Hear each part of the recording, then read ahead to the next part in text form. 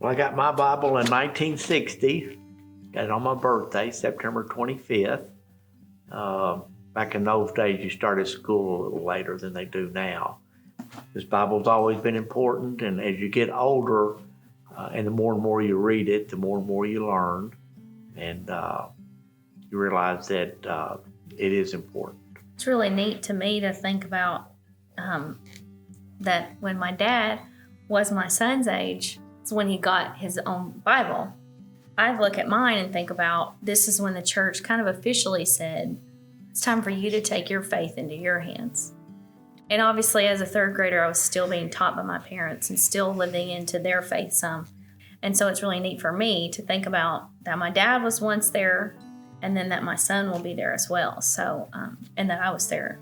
We all got ours from Madisonville First Methodist in the third grade. So, I am happy because I've been wanting to get one ever since I moved to Madisonville, and I've seen my sister get one, and my mom and grandpa told me about getting theirs.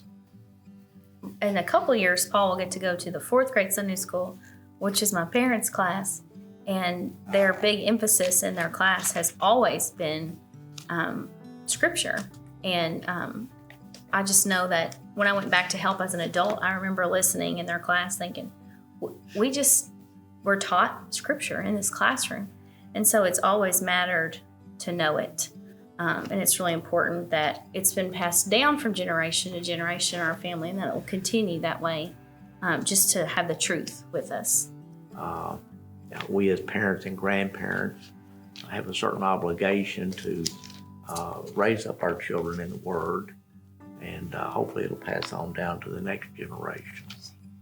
Anytime I think as a parent what I need to do and teach my kids, I can lean back on what I feel like my parents did right or they did wrong, and how can I do something different.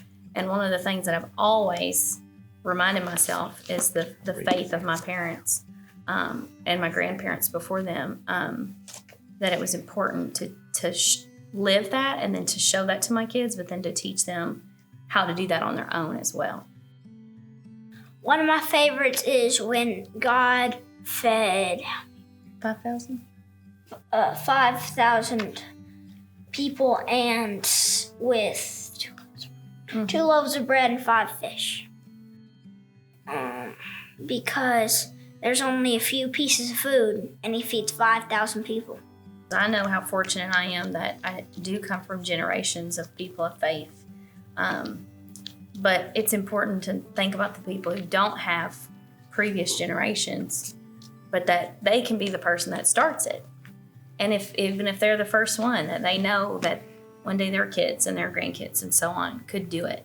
To not be discouraged and say, oh, well, that's not what I have, so that's not a part of my story, but it could become a part of your family's story.